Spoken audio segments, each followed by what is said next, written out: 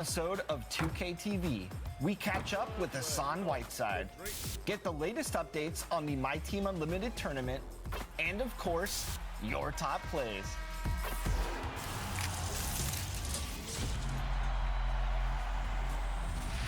Welcome to this brand new episode of 2K TV. Are you ready for a My Team competition? Who isn't ready for 250,000? Taking place in the heart of Los Angeles, Staples Center, the Hornets taking on the Lakers.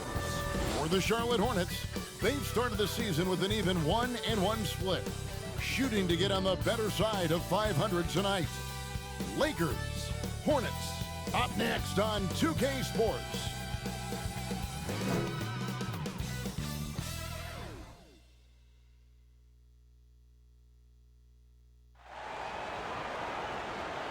Hi everyone, time to get into it. NBA action on 2K Sports.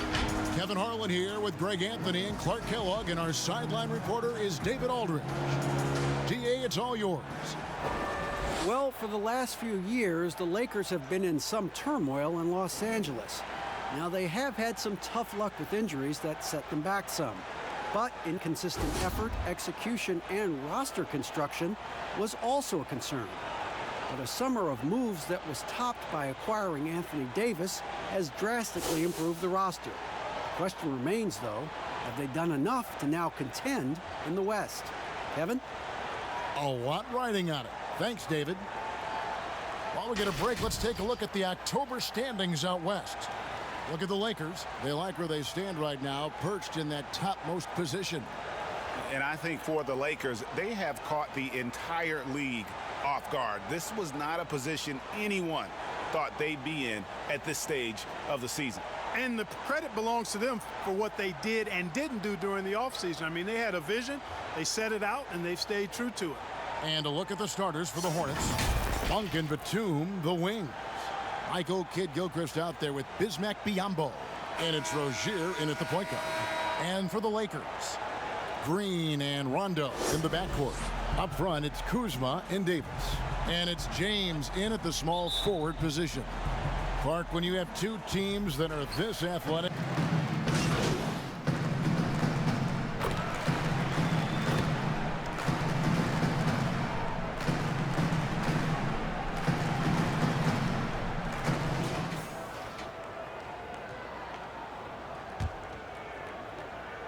First quarter of ball, almost 2.5 minutes in. Pass to Biyombo. And here is Rozier. With some arc, they get the rebound. That one dropped for his second bucket. Mark him 2 for 4.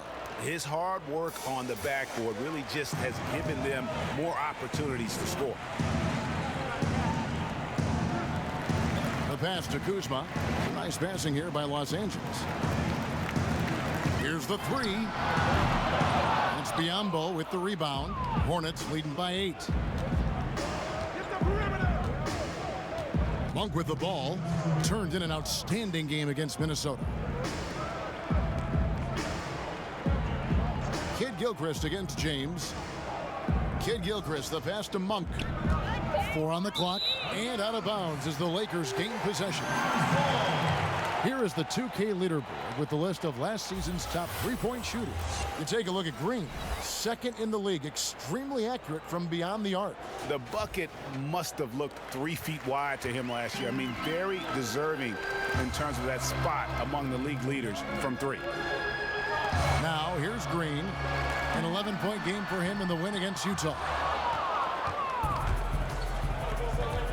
On the wing, Batum. James covering, and slam dunk by Kidd-Gilchrist. Displaying intensity right off the opening tip, especially on the offensive end. Tell you what, forget about easing into the game. They came out with guns blazing. LeBron against Batum. Cousins inside. Boy, he was something else against Utah. My goodness, what a move there to lose the defender. Got him on his heels, and then he made it look easy from there on in. Now, here's Rozier. They're leading by 8.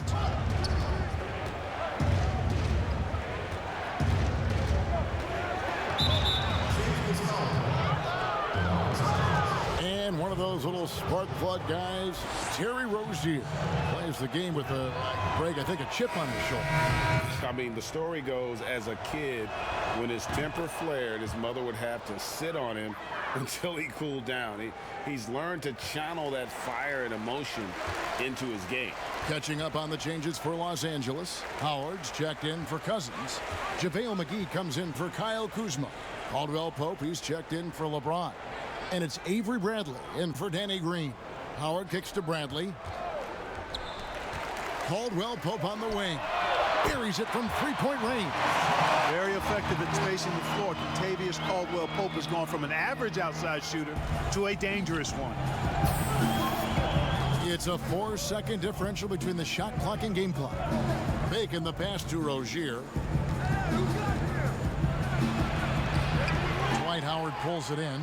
That's not the type of opportunity he fails to convert very often. And, you know, I think this is exactly what you want Howard to do. I mean, when somebody's open, show that you're willing to give the ball up.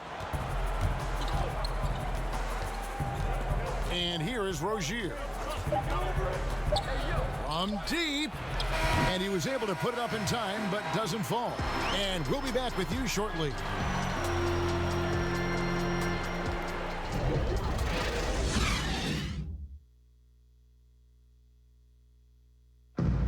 Now you see a lot of players who pick up the controller and fire. And I play 2K all the time. Seriously, when I'm playing the game. Always experimenting, always keeping his mind engaged, Greg, with basketball. And that's who Bron is. He lives, breathes, and eats basketball. And if you're just joining us, we've played through one quarter in this one. What stands out to you guys from the Hornets in this one? They've gotten to the line with tremendous consistency here through the first period. Yeah, this is how you can keep a crowd quiet, though, Greg. I mean, methodically score at the line and take some of that energy away from the fans. They don't like to have the action stop and the opposing team scoring. And a chance here presented by Gatorade to see who's on the floor, all fueled up and ready to go for the start of the second quarter. On the floor for Charlotte, Williams and Zeller make up the front court. Aiken is out there with Terry Rozier. And it's Bridges in at the 3 spot. He gets a chance now to catch up with the 4th member of our crew, Hall of Famer David Aldridge. Well, Kevin, Charlotte's had to wait a bit the last few years. Now, the city hosted the All-Star game last season. But for the Hornets, they've gone 3 seasons without a playoff appearance and 15 seasons without winning a playoff series. In that time, the franchise has had 7 head coaches and a shifting front office. Buzz City is hoping that its wait for playoff relevance will end soon. Kevin? We all are. David, thank you. Bradley can't get it to go. So Rozier will bring it up for the Hornets. This, their first look at this year's Los Angeles squad. Yeah, and they put up a goose egg last year when they played this team twice. And you look back at those games, just a one-sided affair between them. 5 to shoot. The shot by Williams, no good. The defense ready for him on that possession. They had to be, because he is so strong in the paint. Howard kicks to McGee.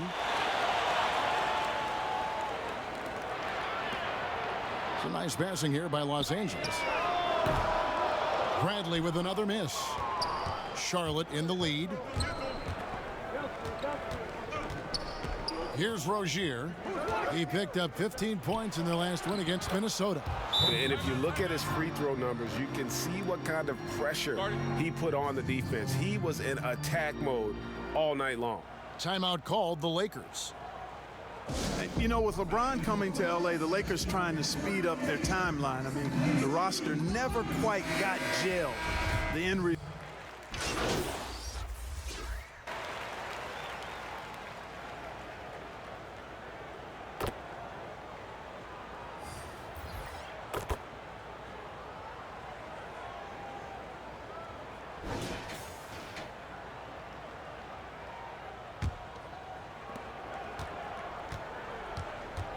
Now, here's Monk.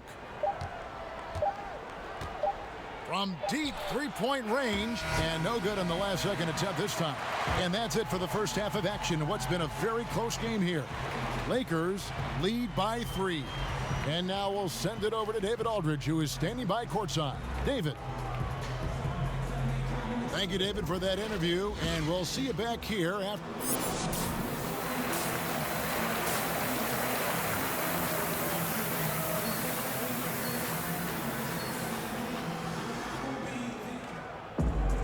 And in that first half, we saw a pretty tight battle. We'll soon find out what sort of adjustments were.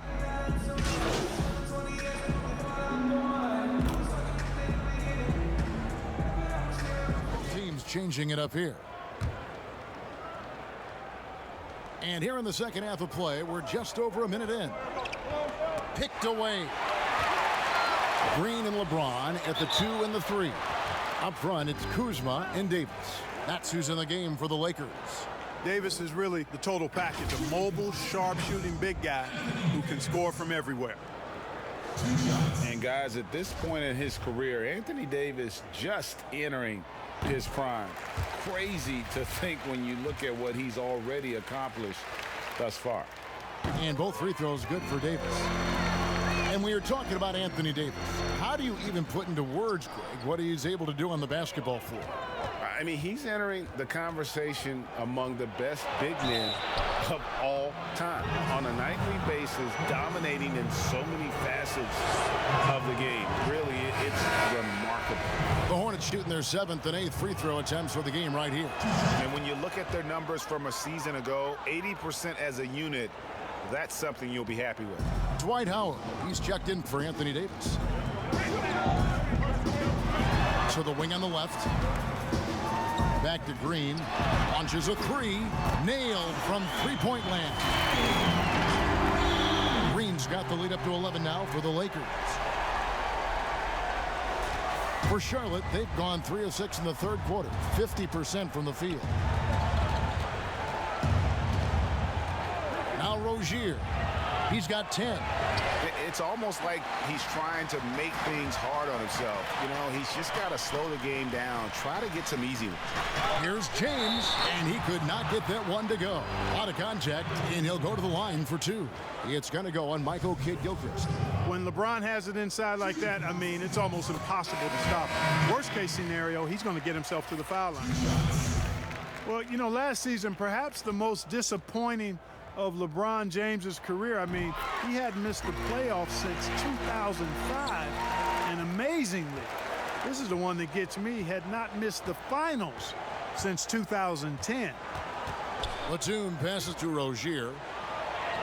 Laid in with a nice touch off the glass. Rozier's got 4 this quarter. And when you leave a man open, Batum finds it. Great feel for the game. Here's the Lakers with the ball. They're on an 18-6 run. And after shutting it down early, this was the longest offseason of LeBron's career. Yeah, and a chance for him, guys, perhaps to recover from years of deep playoff runs. I know he would want it that way, but he'll take advantage of the fact that he didn't have to wear his body out as much as he has in the past. And criticized and counted out, you knew he'd be motivated to come back strong. A little over 2.5 minutes off the clock in this final half of play. Batum passes to Zeller. Now, here's Rozier. Good, nice job down low. Rozier's got 14 points. Los Angeles leading by 11. LeBron outside. And the dunk by James.